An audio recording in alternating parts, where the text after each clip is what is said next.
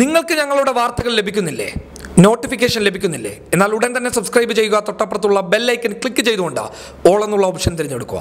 മലയാള സിനിമകളുമായി ബന്ധപ്പെട്ടുകൊണ്ടുള്ള വിവാദങ്ങൾ കേരളത്തിൽ സമീപകാലത്തായി വർദ്ധിച്ചു വരികയാണ്. ഈശോ, കേശു ഈ വീടിന്റെ നാഥൻ, മാലിക്, ചേര എന്നീ സിനിമകൾ സമീപകാലത്തായി വിവാദങ്ങൾ സൃഷ്ടിച്ച സിനിമകളാണ്. ഒരുപക്ഷെ പഴയ കാലത്തൊന്നും സിനിമകൾക്കെതിരെ ഇത്തരത്തിലുള്ള വിവാദങ്ങൾ നടന്നു കാണില്ലായിരിക്കാം. പക്ഷേ ഇപ്പോൾ സിനിമ കൈകാര്യം ചെയ്യുന്ന ഉള്ളടക്കവും സിനിമാ പോസ്റ്ററുകളും സിനിമാ പേരുകളും മുൻനിർത്തി വലിയ രീതിയിലുള്ള സൈബർ ആക്രമണങ്ങളും ബഹിഷ്കരണാഹ്വാനവും ഒക്കെ നടക്കുന്നുണ്ട്. സിനിമയെ വിമർശിക്കാൻ പാടില്ല എന്ന നിയമമൊന്നുമില്ല. പക്ഷേ വിമർശനത്തിന്റെ അതിർവരമ്പുകൾ പോലും ലംഘിക്കപ്പെടുന്ന വിമർശനങ്ങളും വെല്ലുവിളികളുമാണ് ഇന്ന് പലയിടത്തും നടന്നുകൊണ്ടിരിക്കുന്നത്. സിനിമാ പാട്ടുകളിൽ പോലും വലിയ രീതിയിലുള്ള ജിഹാദ് ആരോപണങ്ങൾ വരെ ഇന്ന് നടക്കുന്നുണ്ട്. കുറച്ച് ദിവസങ്ങൾക്ക് മുമ്പ് PC ജോർജ് ഒരു ചാനൽ ചർച്ചയിൽ പറഞ്ഞത് മണിയറയിലെ അശോകൻ എന്ന സിനിമയിൽ മൊഞ്ചത്തി പെണ്ണെ ഉണ്ണിമായെ എന്ന വരിക്ക് പകരം ആയിഷ ബീവി എന്ന് എഴുതിക്കൂടായിരുന്നു എന്ന് വരെ ചോദിച്ചിരുന്നു. ഇത്തരത്തിൽ ചെറിയ ചെറിയ കാര്യങ്ങളിൽ പോലും വലിയ വലിയ വിവാദങ്ങൾ ഉണ്ടാക്കാൻ ചിലർ ശ്രമിക്കുന്നുണ്ട്. സമീപകാലത്തായി ക്രൈസ്തവ വിശ്വാസങ്ങൾക്കെതിരെയായി മലയാള സിനിമയിൽ ആസൂത്രിതമായ ചില നീക്കങ്ങൾ നടക്കുന്നുണ്ട് എന്നാണ് ഒരുപക്ഷം ആൾക്കാരുടെ വാദം. ഇപ്പോഴിതാ ഇത്തരം പ്രവർത്തികൾ സിനിമയിൽ കൂടുതൽ സജീവമാണെന്ന് ആവർത്തിക്കുകയാണ് ഡോക്ടർ സാമുവൽ മാർ ഐറോനിയോസ് മെത്രോപൊലിത്തയും. മലങ്കര ഓർത്തഡോക്സ് സുറിയാനി സഭ തുമ്പമൺ ഭദ്രാസനം മാർ ഗ്രിഗറിയോസ് ഓർത്തഡോക്സ് ക്രിസ്ത്യൻ മൂവ്മെന്റിന്റെ നേതൃത്വത്തിൽ നടത്തിയ ആവിഷ്കാര സ്വാതന്ത്ര്യത്തിന്റെ കാണാപ്പുറങ്ങൾ ഈശോയും ഈശോ എന്ന സിനിമയും എന്ന സംവാദത്തിൽ സംസാരിക്കവെയാണ് അദ്ദേഹം ഇക്കാര്യം പറഞ്ഞത്. മോഹൻലാലിന്റെ ലൂസിഫർ എന്ന ചിത്രത്തെ പറ്റിയും ചില സിനിമകളിൽ മമ്മൂട്ടിയുടെ വേഷവിധാനത്തെ പറ്റിയും മെത്രോപൊലിത്ത വിമർശിക്കുന്നുണ്ട്.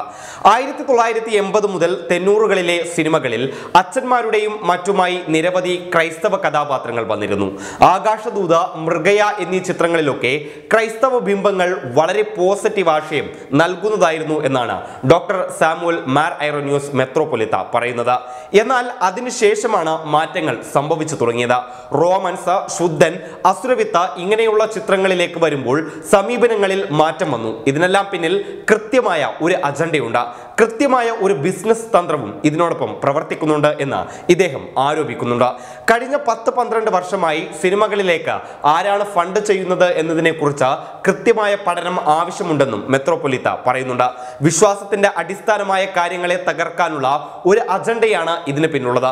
ഇക്കാര്യങ്ങൾ വ്യക്തമാക്കുന്ന ധാരാളം ഉദാഹരണങ്ങളും നമുക്ക് മുന്നിലുണ്ട്. സാമ്പത്തിക നേട്ടം മാത്രമല്ല അവരുടെ ഉദ്ദേശം, മറ്റ് ലക്ഷ്യങ്ങളുമുണ്ട്. അതിൽ അവർ വിജയം നേടുകയും ചെയ്യുന്നുണ്ട്. ലൂസിഫർ എന്ന പേര് കോടികളെ കൊണ്ട് പറയിപ്പിക്കാൻ അവർക്ക് സാധിച്ചില്ലേ എന്നും ഇദ്ദേഹം ചോദിക്കുന്നുണ്ട്. 2018 മാർച്ച് 28-നാണ് ലൂസിഫർ എന്ന ചിത്രം ഇറങ്ങിയത്. അതിനുശേഷം ഏറ്റവും കൂടുതൽ ആളുകൾ ആ സമയത്ത് നെറ്റിൽ തിരഞ്ഞത് ഇലുമിനാറ്റി അല്ലെങ്കിൽ ലൂസിഫർ എന്നാണ്.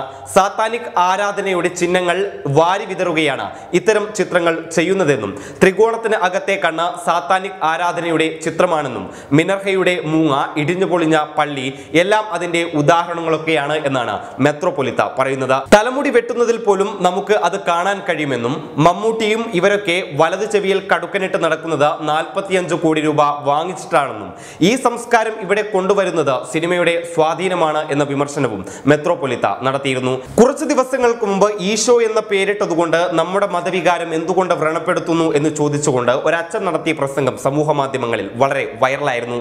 ഇതിന് പിന്നാലെയാണ് ഈ മെത്രോപൊലിത്തയുടെ ഈ വിമർശനവും ശ്രദ്ധേയമാകുന്നത്. News desk public Kerala.